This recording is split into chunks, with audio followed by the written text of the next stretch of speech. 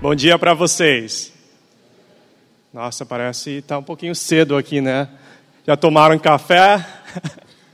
E os galeras lá no fundo, pode me ouvir? Tudo certinho aí? Ótimo. Muito obrigado. Então, meu nome é Tsai, então eu represento a parte do Alibaba.com, que é a plataforma B2B de Grupo Alibaba. Né? E eu cuido especificamente para o marketing e business development para Alibaba.com. E um pouquinho uma história sobre mim. Então, eu cresci no Brasil, mas saí do país quando eu era criança. Então, se dá para perceber, meu português já está enferrujado, né? Então, acho que vai ser uma boa ideia para mim, para apresentar a apresentação depois em inglês, né? E daí a gente pode conversar em português, se precisa. Bom dia a todos. Meu nome é Lucas. Obrigado, Vivi, Léo, Fórum E-Commerce. Meu nome é Lucas Peng, sou profissional brasileiro, mas um pouquinho diferente do Alex. Eu saí do Brasil, fui para a China para poder cuidar do AliExpress para o Brasil. Bom, vamos começar? Bom, eu tenho a honra de dizer para vocês, acho que pela primeira vez vai ter uma apresentação em chinês aqui no Fórum E-Commerce Brasil. Vocês estão preparados? Tradutores aí, tudo ok? Não, é brincadeira, gente. Acho que é muito mais fácil, né, a gente falar do mercado brasileiro, com certeza, em português, se mudar. Foi. Bom, como o Alex falou, eu vou acabar fazendo a apresentação em português e o Alex vai falar em inglês para passar melhor a informação. Tá? Um pouquinho da história do Alibaba, não sei se todo mundo conhece o Grupo Alibaba, como o Léo falou bem, o AliExpress faz parte do grupo, o Alibaba.com faz parte do Grupo Alibaba. Mas uma história interessante do Sr. Jack Ma, ele, lá em 99, o Grupo Alibaba surgiu de uma curiosidade dele. Né? Ele pensou assim, ele foi para os Estados Unidos, conheceu a internet lá nos Estados Unidos, e quando ele voltou para a China, ele teve uma curiosidade assim, por que eu não consigo achar nenhuma marca chinesa de cerveja quando eu procuro? Né? Então, daí ele falou, eu acho que eu tenho uma oportunidade de fazer isso na China. Perdão. Então, em 99 surgiu o Grupo Alibaba, com os primeiros 18 funcionários, 17, o Jack Ma mais 17. O escritório era simples, era na casa dele, na cidade de Hangzhou, onde é a nossa sede hoje. Mas a história legal é que depois de 16 anos, acho que todo mundo já ouviu falar do Grupo Alibaba, é a maior empresa do mundo de e-commerce em mobile. Eu acho que isso só para mostrar um pouquinho porque que a gente fala do tamanho que a gente gosta, de novo, começou com 18 funcionários e hoje a gente tem mais de 35 mil funcionários no mundo. Para diversas operações que a gente trabalha. Mas tudo isso só foi possível desde o começo por causa da missão que o Jack criou, que é facilitar a realização de negócios em qualquer lugar. Esse mote, talvez traduzido, perde um pouco de sentido. Eu acho que fica mais interessante falar em inglês. Alex? Claro. Então, pessoal, talvez esse é o tempo que você pode colocar o seu fone, né? Vou apresentar em inglês agora, né? So, to Lucas' point, I think it would be really, easier to comprehend, like what our Alibaba Group's mission is. In the essence, really, how can we make, everyone to do business, easier and everywhere, right? And then that really talks about how can, small, medium business and entrepreneurs, right, really leverage technology, leverage e-commerce to level the playing field, right? Because normally, when we think about, e-commerce commerce, I would say, we think about big corporations, right? But today, with technology of e-commerce, that's accessible to everyone, right? Everybody can start their own business. So, and then going back to what Luca just said, 16 years, it's been quite a journey for Alibaba Group, right? Starting from a small company out of Jack Ma's home, with 18 people, to today, fast forward 16 years later. I think per Jack's sharing, I think Alibaba Group has just been a lucky company, very lucky company, to be in the right place, right, at the right time, right, to be able to catch that e-commerce trend that's happening in China, during the late 90s, right. And then here, I just want to share with you guys some quick stats about Alibaba Group, just to give you guys a sense in terms of the scale of our group company, right. So as you can see at the top, right, GMV annual GMV. I'm like confusing myself, Portuguese and English now. So annual GMV. So last year we generated annual GMV of almost $400 billion, right?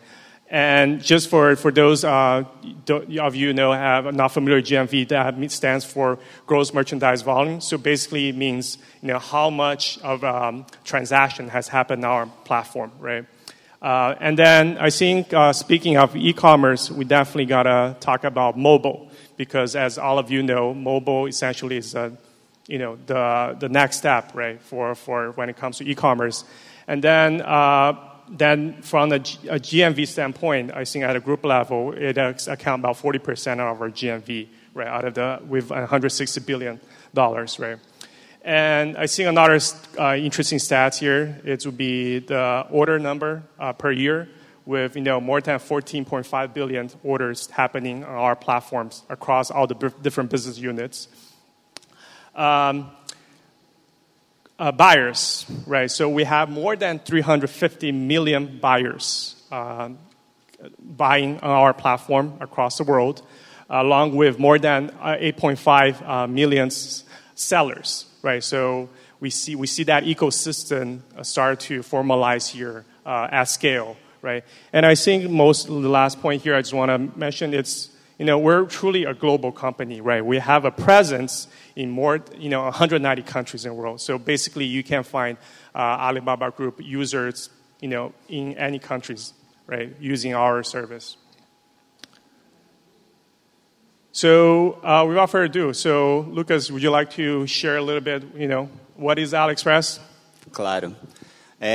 Como o Alex falou aqui, e aí vocês ouviram traduzido, né? O grupo tem várias unidades de negócio e o AliExpress ele é um pedaço apenas do grupo. É a plataforma B2C para consumidores finais, para serem atendidos, como ele falou, em todo o mundo. E o que é AliExpress, né? Acho que todos vocês já devem ter ouvido falar. Alguém pode, por favor, levantar a mão quem já comprou no AliExpress? Obrigado. Uau. Obrigado, gente. Você tem que perguntar quem ainda não comprou na AliExpress. É uma boa pergunta. Alguém ainda não comprou, mas conhece o AliExpress? Não comprou por algum motivo? Uau, bastante também. Espero que depois dessa apresentação vocês fiquem com um pouco mais de vontade de comprar. Vocês vão entender o porquê. Bom, rapidamente sobre o AliExpress. Ele tem 5 anos, né? A gente comemorou 5 anos agora, recentemente, em abril. Como eu falei, uma plataforma de varejo, B2C, para consumidores do mundo. Uma informação rápida, a maioria dos vendedores, sim, são da China, mas isso não é limitação. E acho que o que todo mundo conhece do AliExpress, com certeza, é a grande variedade de produtos. São milhões e milhões de produtos disponíveis a preços atrativos, né? O site é global, começou com inglês apenas, mas devido ao crescimento já tem em vários idiomas locais, como o português brasileiro. Para vocês terem uma noção de tamanho, nos últimos 12 meses gerou aproximadamente 4,5 bilhões de dólares em GMV, como ele falou. E como o Léo colocou super bem, tem crescido rapidamente em número de acessos e tudo. Em Alexa e SimilarWeb, a gente pode ver que em ranking global, o www já chegou ao top 25 e no Brasil já chegou entre os top 10 tranquilamente. E só para ter uma ordem de grandeza do AliExpress apenas, a gente tem centenas de milhares de encomendas por dia, pedidos fechados. Bom, e falar um pouquinho do AliExpress, todo mundo já conhece um pouco, mas assim, acho que é interessante ressaltar as principais características dele. Como uma plataforma global, a gente visa atender o mundo todo, principalmente o Brasil aqui, claro, mas a gente tem formas de pagamento convenientes, lógico, todas as principais formas de pagamentos do mundo. Então, tem várias aqui que nem eu conhecia antes de ir para a China, mas a gente também tenta localizar muito as formas de pagamento. Então, para o Brasil, com certeza, boleto é uma coisa muito importante, transferência bancária, etc. Como o Alex falou, a gente tem usuários no mundo todo, então, nos 190 países, e para isso, para atender isso de uma forma mais eficiente, a gente faz parte da UPU, na Universal Postal Union. O que isso quer dizer? Que a gente tem uma gama de logística para oferecer para os vendedores. Os vendedores podem escolher qual a melhor forma que eles querem entregar para o consumidor final.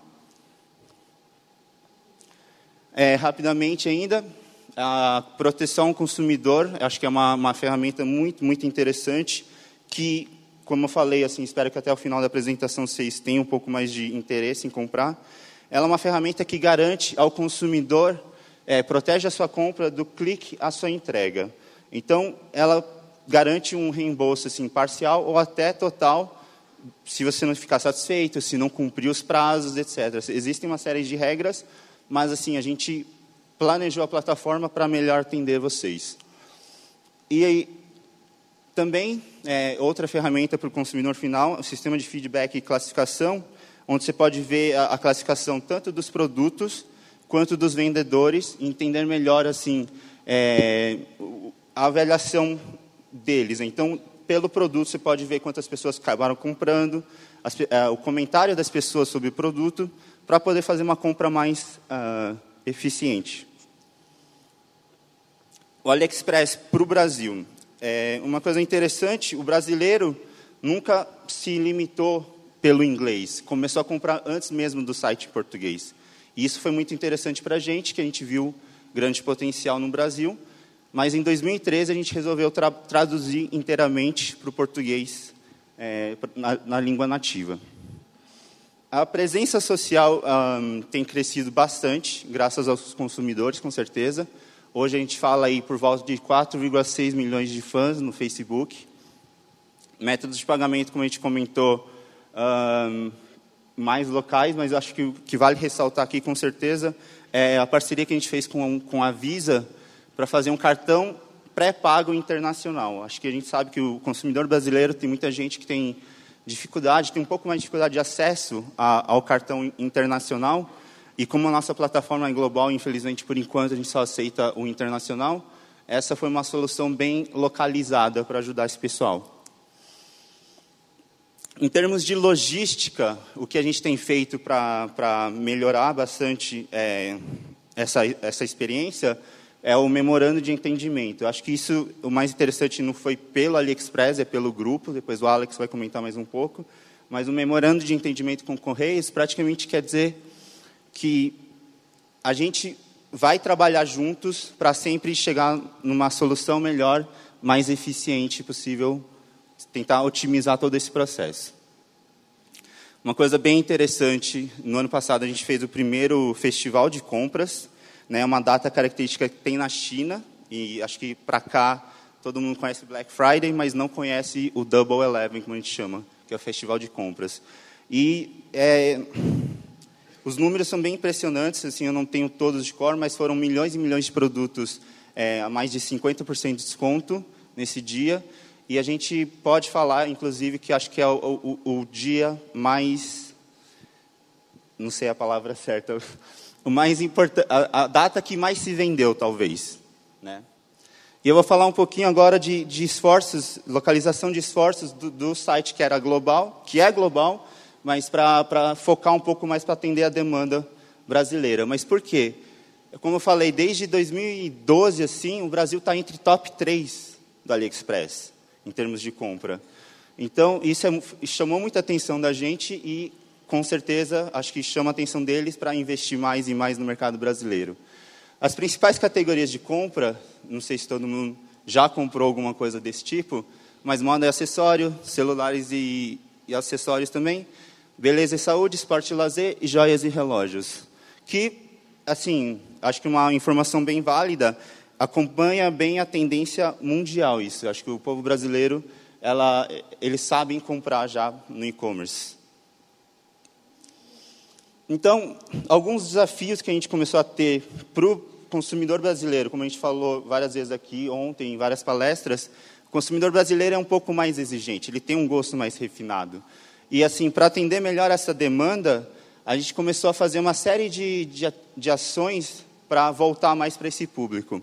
Então, uma coisa bem interessante, talvez foram criações de canais que ajudam o consumidor, orientam o consumidor a comprar melhor. Então, tendências nacionais, e sim, nacionais brasileiras mesmo. A gente tem, na nossa equipe, a gente tem muitos brasileiros lá na China, e tem pessoas que cuidam desse canal para manter atualizado. Tendências masculinas, moda e inusitadas, que é uma coisa bem interessante, que chamou bastante atenção, que tem crescido muito. Aquela coisa que você não sabe para que serve, mas você acha legal e, de repente, você acha um uso para ela. Assim. A gente tem muito produto, de novo. A variedade nossa, acho que é bem forte aqui. O AliOferta Brasil, brasileiro, quem não gosta de uma promoção, né? O AliOferta, ele surgiu da plataforma global, com certeza, mas para o povo brasileiro, a gente começou a ver uma demanda mais específica e começou a trabalhar muito na seleção de produtos. Antes, a gente trocava, né, a promoção 3 vezes por semana para o Brasil, mas a gente viu que a demanda continua grande e hoje a troca é diária. Mais de 300 produtos são atualizados diariamente com descontos e ofertas. E, para finalizar, eu acho que uma coisa que é bem diferente do e-commerce brasileiro, a gente tem uma sazonalidade diferente, muitas vezes, né? Por causa da entrega, da importação vinda da China.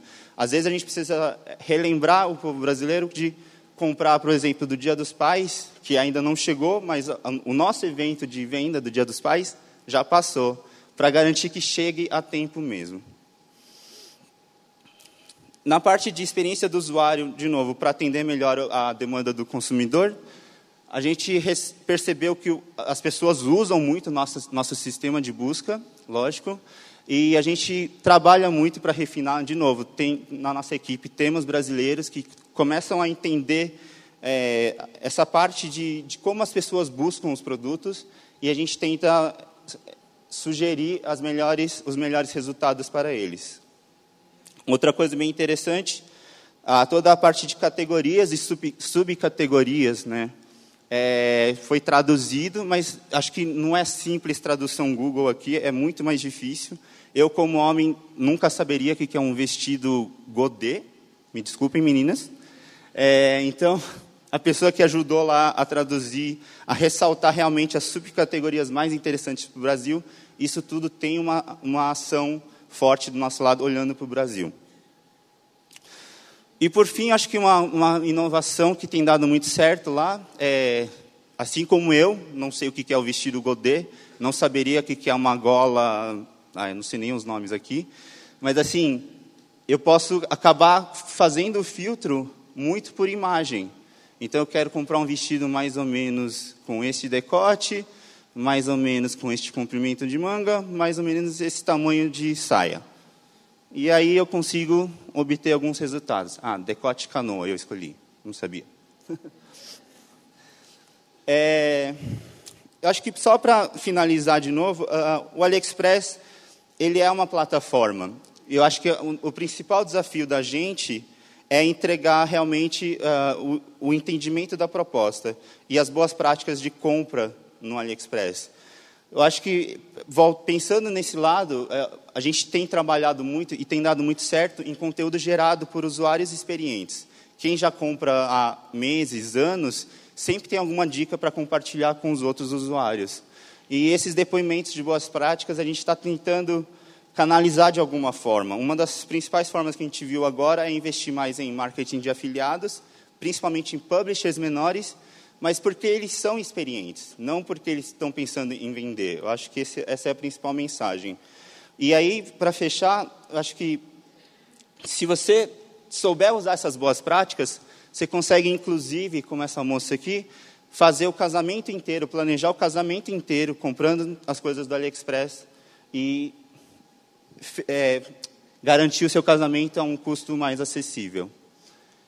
Bom, mas eu falei tudo isso de consumidor final. E se você quiser comprar em umas quantidades maiores, ou se você é um empreendedor e já está pensando em revender alguma coisa, daí a gente já está falando de outra unidade de negócio, que é o do Alex, o alibaba.com.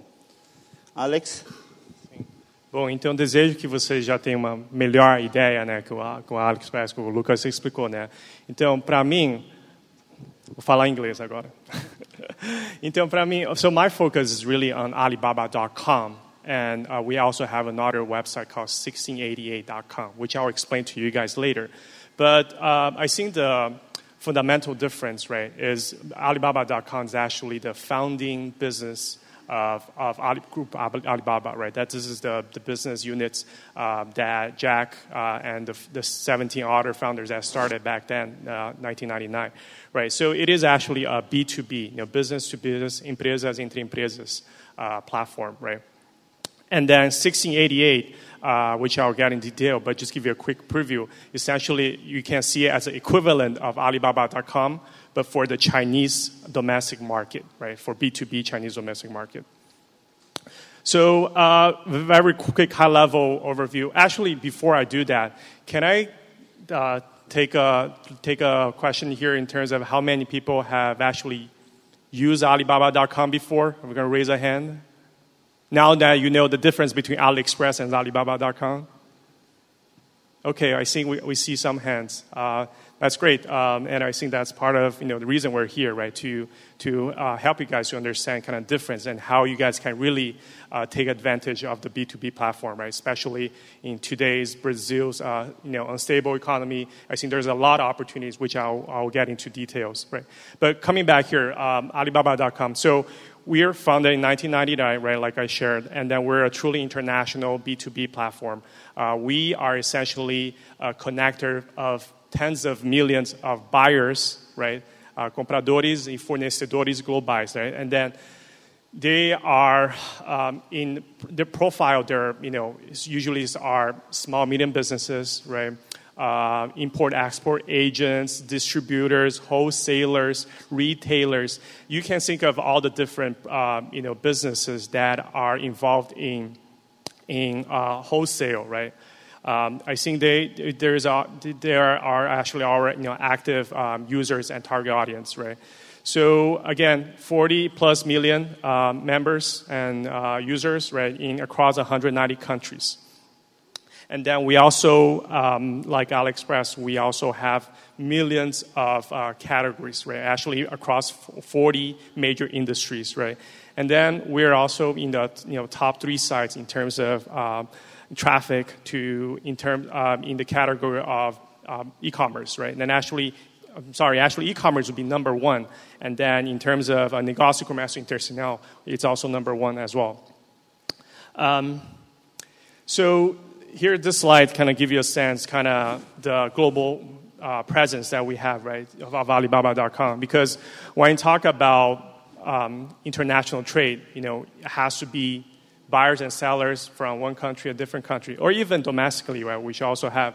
But Brazil today actually is ranked number 4 out of our major countries in the world, right, with more than 2.1 million members on our platform. Using our services, right? And then it's getting in terms of Alibaba.com in Brazil. So similar to AliExpress, right?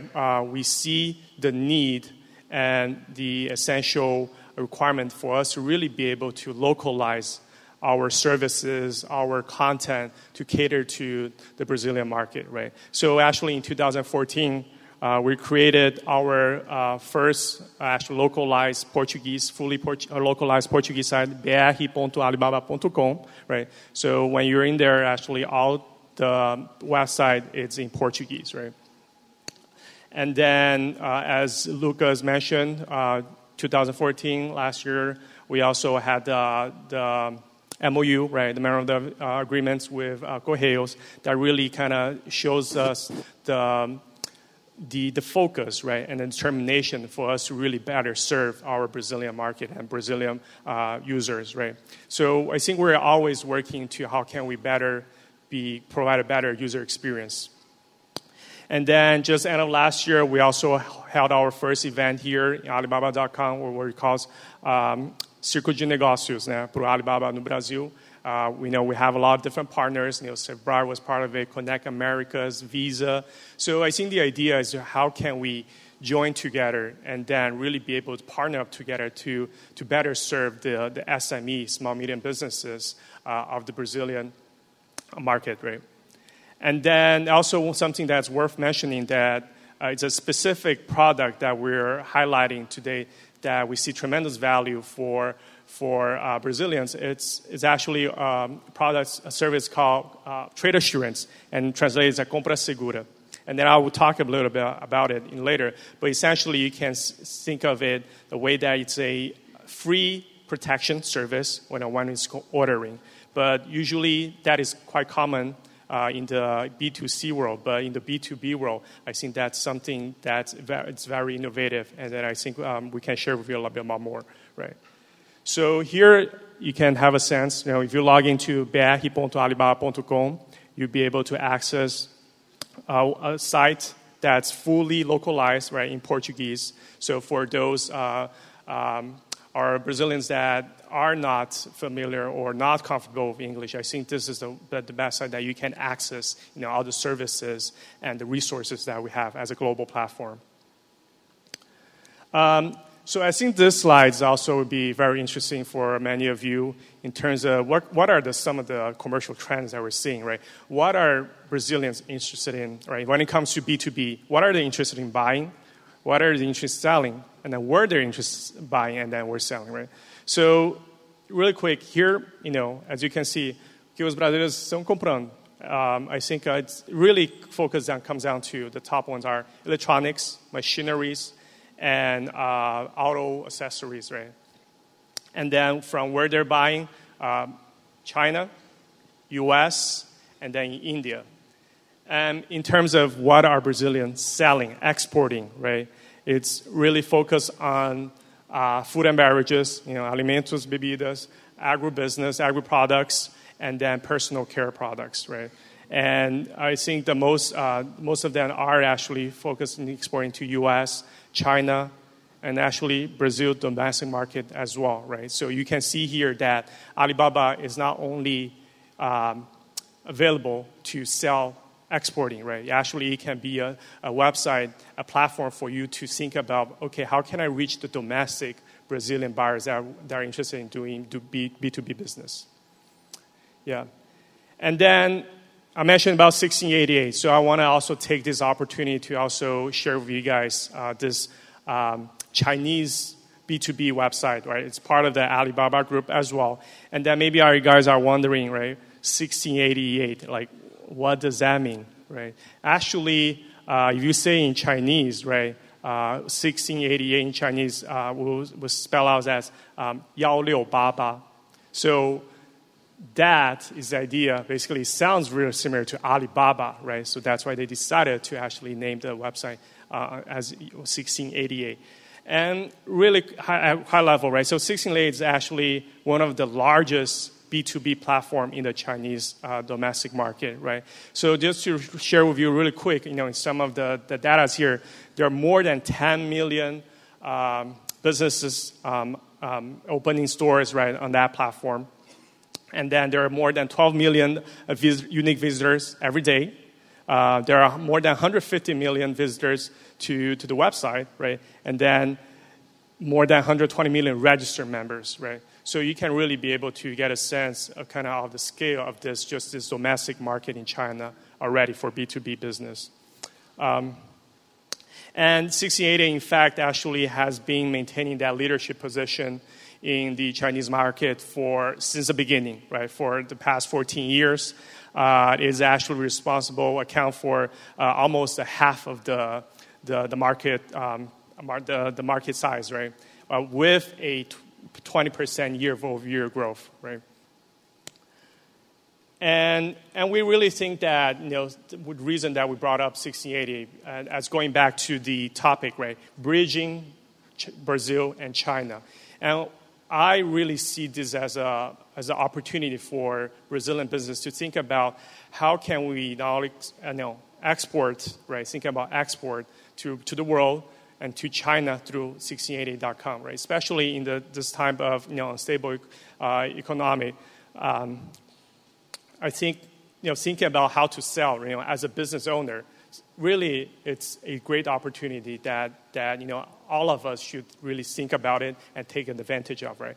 And then really and then the reason for 1680 is actually, on the other hand, it's on the China end, the government is actually also pushing for policies and also incentives to encourage import goods to kind of match the demands that they have in the internal domestic market, right? So as you know, that the Chinese middle class market that's growing so fast, they have a huge need of different type of imported goods, and especially including Brazilian products, right?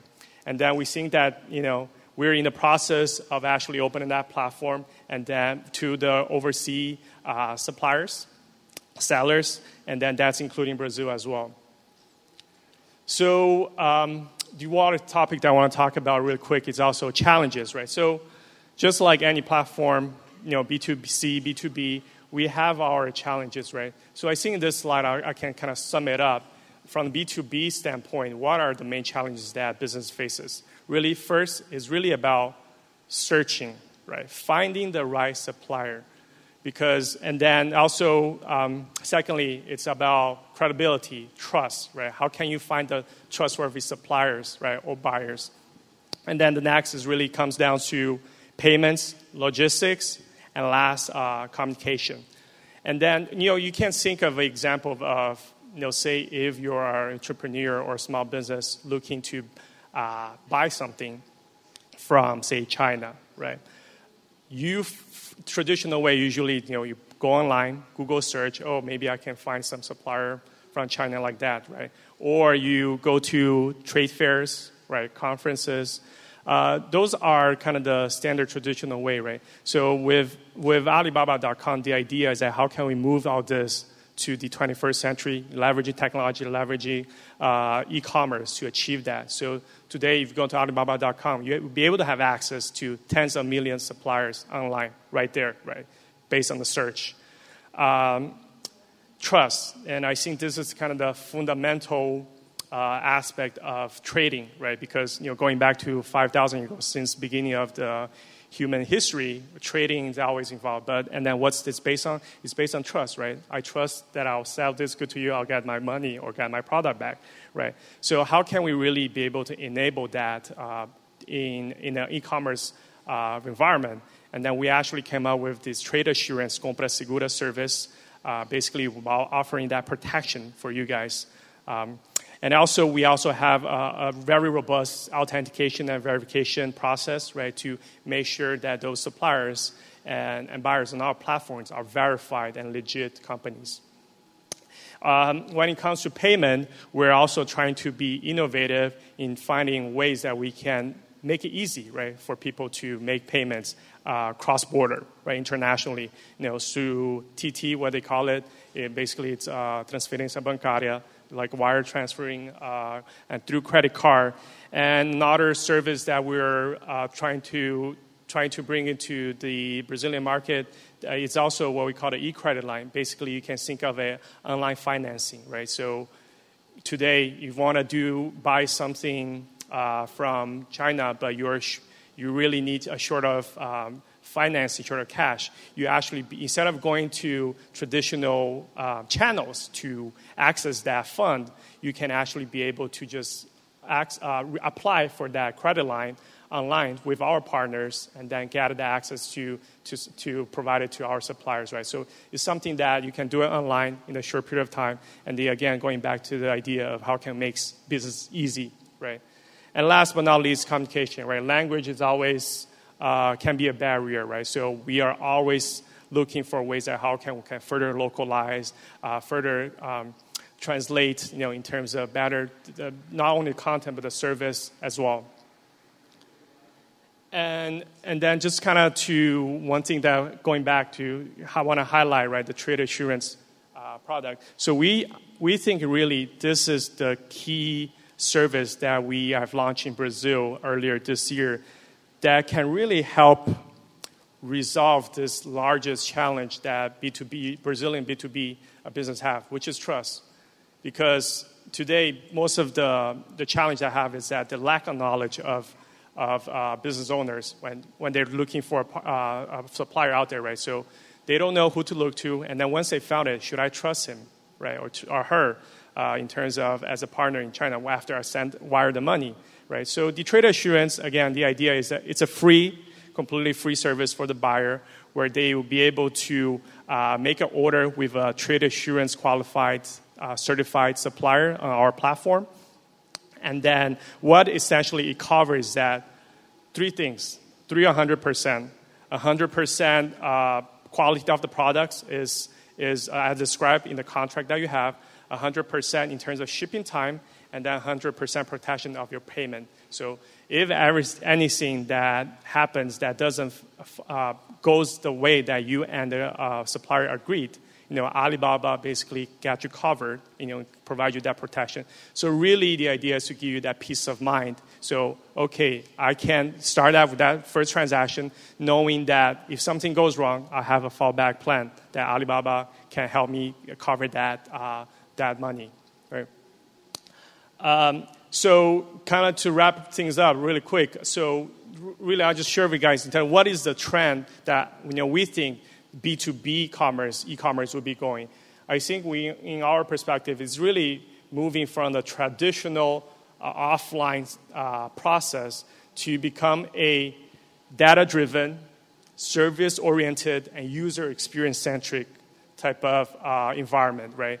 And what does that mean in other ways? Really, we're moving from the offline world, right, to online informational, right, where Alibaba.com was before. We're doing the matching, right? And now today, where we're moving to is actually this end-to-end user experience where they can finish the transaction online, right? So and then, not only finish transaction, but they also can make the payment and then have the logistics, fulfillment service taken care of as well. So, Lucas, you want to kind of conclude it for us then? Yeah, sure. Só para resumir mesmo aqui, concluir um pouco, falando do grupo, né? Acho que ficou um pouco mais claro agora com a explicação do Alex. Quando a gente pensa em consumidor final e comprando os produtos acabados, a maioria da China, a gente está falando de AliExpress. Mas se você tem um negócio e, por exemplo, você precisa comprar em maiores quantidades, ou você tem um negócio e queira exportar, o Alibaba.com pode ajudar muito. Como ele falou muito, o Trade Assurance é uma coisa muito inovadora.